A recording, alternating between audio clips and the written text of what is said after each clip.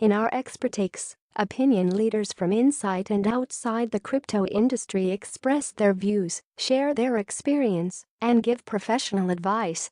Expert takes cover everything from blockchain technology and ICO funding to taxation, regulation, and cryptocurrency adoption by different sectors of the economy. If you would like to contribute an expert take, please email your ideas and CV to george@cointelegraph.com. The views and opinions expressed here are solely those of the author and do not necessarily reflect the views of Cointelegraph.com. This article does not contain investment advice or recommendations. Every investment and trading move involves risk. You should conduct your own research when making a decision. In the U.S., cryptocurrencies at a federal level are regulated by the Financial Crimes Enforcement Network (FINCE) and the Office of Foreign Assets Control (OFAC). The Internal Revenue Service (IRS), the Commodity Futures Trading Commission (CFTC), and the Securities Exchange Commission (SEC), which characterize cryptocurrencies as money, property, commodity, and a security respectively. The multi-classification of cryptocurrencies pose uncertainties to the taxation of cryptocurrency and blockchain technology transactions, which industry participants are eagerly awaiting answers and clarification to. On May 30th, the American Institute of Certified Public Accountants (ICPA) for a second time sent a letter to the IRS asking for more direction on cryptocurrency taxation beyond Notice 2014-21, which treats them as property. The ICPA's first letter to the IRS was sent 2 years ago, on June 10, 2016. We recommend the IRS release immediate guidance regarding the tax treatment of virtual currency transactions, similar to that of Notice 2014-21, so that authoritative guidance exists, said Annette Nellen, CPA, CGMA Esquire, chair of the ICPA Tax Executive Committee. Specifically, we request additional guidance that will address items from the original Notice 2014-21 and new issues that are relevant to the 2017 tax year, such as chain splits, forks that have arisen subsequent to the release of the original notice, an issue which the American Bar Association's tax section also addressed in a letter to the IRS during the first quarter of this year. Cryptocurrency events including chain splits, forks, airdrops, and giveaways are subject to price discovery and therefore create a unique challenge in determining a United States dollar translation for virtual currencies that newly come into existence for U.S. tax purposes. For example, Ethereum Classic on May 29 forked in an attempt to solve a mining issue. The change necessitated all users of the original blockchain to update their software but disable a feature designed to make mining more difficult. This feature was originally coded in as a way to switch from a proof of work to a proof of stake concept. The developers of Ethereum have decided to stick to proof of work for now. Notice 2014-21 does not address the tax treatment of forks, chain splits, airdrops, giveaways, or other similar activities that are unique to blockchain technology and cryptocurrencies. ICPA's letter to the IRS suggests that taxpayers should report virtual currency events by making an election to include a virtual currency event as ordinary income in year of transfer within 30 days of the event. If a taxpayer does not make the election, then the virtual currency event is reported as ordinary income when a taxpayer later disposes of the virtual currency received in a prior event. If the virtual currency is a capital asset in the hands of the taxpayer, future disposition of the asset would generate a capital gain or loss, and the income reported would become the basis in the virtual currency. Expenses of obtaining cryptocurrencies. Users of cryptocurrencies can obtain it by exchanging it or borrowing it for fiat currencies or other cryptocurrencies including ICO tokens, or by mining, which is the process of having computers compete to solve complex mathematical problems.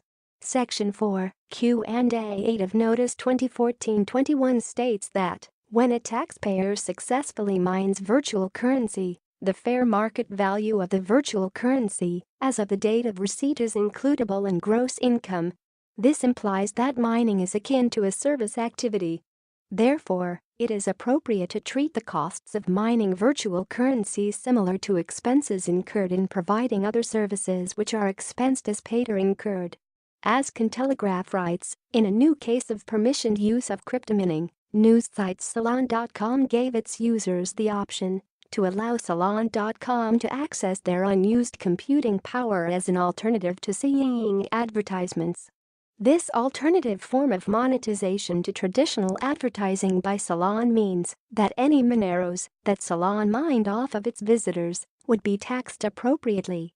IRS's letter to the IRS suggests that cryptocurrency mining should be treated as ordinary income in the year it is mined and the expenses of mining deducted as incurred. Because the matching of income and expenses are consistent with other service activities, cryptocurrency mining equipment should be capitalized and depreciated like any other property whose useful life extends beyond 1 year. IRS's letter to the IRS, however, does not address how expenses incurred by taxpayers in crypto asset lending transactions or in attaining ICO tokens should be handled. For example, how would holders of BAR tokens issued by Titanium Blockchain Infrastructure Services, whose founders squandered portions of the firm's $21 million ICO sale proceeds to pay for his Hawaiian condominium, treated for tax purposes? The rapid emergence of virtual currency has generated several new questions on how the tax rules apply to various transactions involving virtual currency and activities and assets related to it.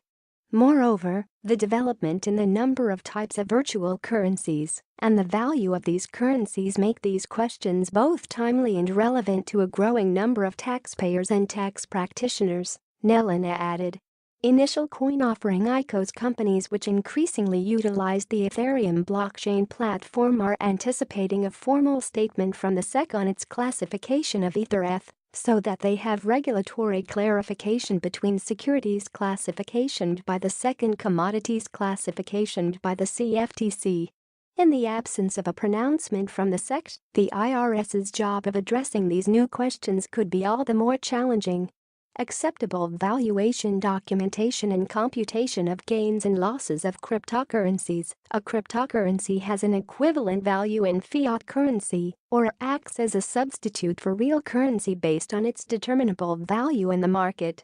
Section 4, Q&A 5 of Notice 2014-21 refers to exchange rates established by market supply and demand used to determine the fair market value of virtual currency in United States dollars as of the date of payment or receipt. It also recommends that taxpayers use a reasonable manner that is consistently applied to calculate the fair market value of virtual currency. IRS's letter to the IRS suggests that further guidance and examples are necessary to define reasonable manner, since there could be considerable differences in cryptocurrency pricing on different exchanges. That taxpayers should be allowed to use an average of different exchanges as long as they are consistent in how they calculate the valuation and in how they make this determination for every cryptocurrency transaction. And choose either specific identification or FIFO, as long as the method is consistently applied from year to year to calculate their cryptocurrency gains and losses. This would be particularly important since so many companies began developing cryptocurrency and blockchain-oriented accounting and tax software that U.S. taxpayers rely on as a reasonable and consistent method for determining fair value of their cryptocurrency gains and losses for U.S. tax purposes. Foreign reporting requirements for cryptocurrencies. Some virtual currencies are traded on centralized exchanges that operate in jurisdictions outside the U.S. The exchanges are either a pure virtual currency exchange or a virtual currency exchange which allows virtual currencies to exchange into fiat currencies. These foreign virtual currency exchanges have custody of customers' virtual currencies, and an exchange failure results in the loss of customer funds, which are similar to a foreign financial institution FFI because they behave in the same manner. Notice 2014-21 does not address tax foreign reporting requirements for cryptocurrencies. ICPA's letter to the IRS suggests that taxpayers should report the value of cryptocurrencies and fiat currencies held at those foreign exchanges for FBAR and FATCA purposes if they meet the necessary threshold, but not when a taxpayer holds cryptocurrency in a wallet which the taxpayer owns, controls, and is in possession of a private key. Virtual currency transactions, in which taxpayers increasingly engage, add a new layer of complexity to the analysis of a client's reporting requirements.